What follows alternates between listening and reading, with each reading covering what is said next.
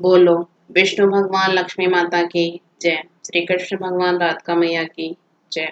आज मैं वैशाख मास महात्म्य अध्याय 25 सुनाती हूँ। अगर आपको अच्छा लगे तो लाइक शेयर सब्सक्राइब जरूर करिएगा।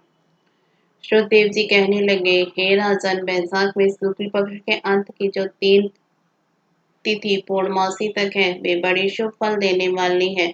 यह तीनों तिथि पुण्यकारिणी कहलाती है, पुत्र और पौत्र को बढ़ाने वाली है। जो कोई वैशाख मास में महीना भर तक स्नान नहीं कर सकता, उन्हें इन तीनों तिथियों में स्नान करने से समस्त पाप दूर होकर संपूर्ण फल मिल जाता है।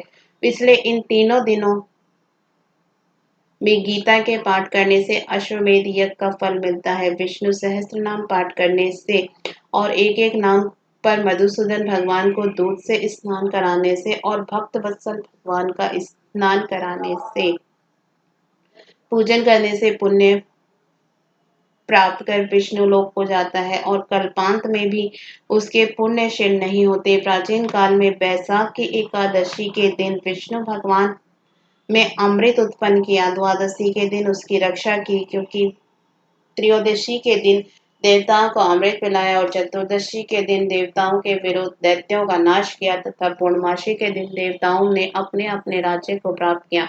इसे देवताओं ने प्रसन्न हो वरदान दिया था कि वह तीनों तिथियों शुभ है, पुत्र पौत्रादि फलों को देने वाली है। इन तिथियों में गर्म पानी से स्नान करने से 14 मनवंतरण तक घोर नरक में निवास करना पड़ता है और स्नान दान नहीं करने से चांडाल की योनि प्राप्त होती है तथा वह ब्रह्म हत्यारा, गुरुघाती और पृथ्वीश्वर का नाश करने वाला निसंतान, आयुहीन और 100 जन्म तक कुत्ते की योनि में पड़कर विष्ठा के कीड़ा होता है।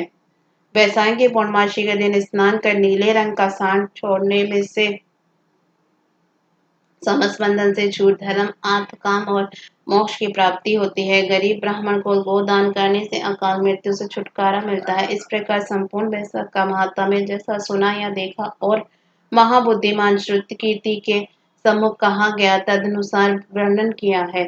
इस महात्म्य को संपूर्ण रीति से वर्णन करने की सामर्थ्य तो ब्रह्मा जी में भी नहीं है। पहले कैलाश के शिखर पर बैठकर पार्वती जी के पूछने पर, महादेव जी के कहने पर भी यह कथा पूरी न हुई और सब ऋषियों ने मनुष्यों की हित कामना से थोड़ा थोड़ा वैशाख महात्म्य में वर्णन किया है, परंतु इसका किसी ने अंत नहीं किया। विष्णु भगवान के बिना कोई भी वैशाख मास का वर्णन नहीं कर सकता है।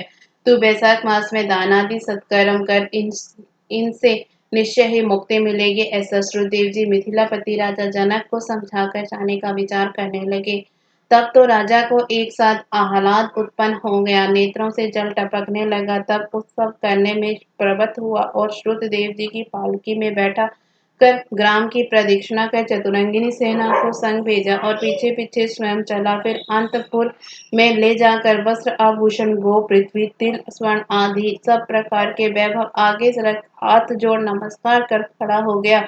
तब महायशस्वी श्रुतदेव जी अत्यंत संतुष्ट और प्रसन्नता पूर्वक अपने धाम को पधारे। तब नारद जी कहने लगे, हे राजा अमरीश, यह परम अद्भुत आख्यान जिसने सुनने से संपूर्ण पाप नष्ट हो सब प्रकार की संपत्ति मिलती है, मैंने तुम्हारे सम्मुख वर्णन किया है। इसी से मुक्ति ज्ञान और मोक्ष प्राप्त होता है।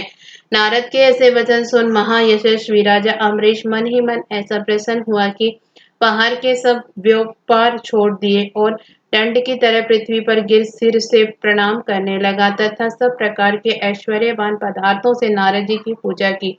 फिर भगवान नारद मुनि राजा को आशीर्वाद देकर अन्य लोक को चले गए।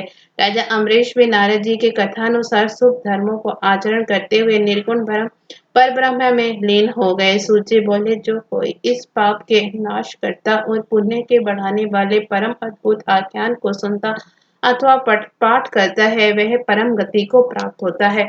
इसके साथ ही 25वां अध्याय समाप्त हुआ।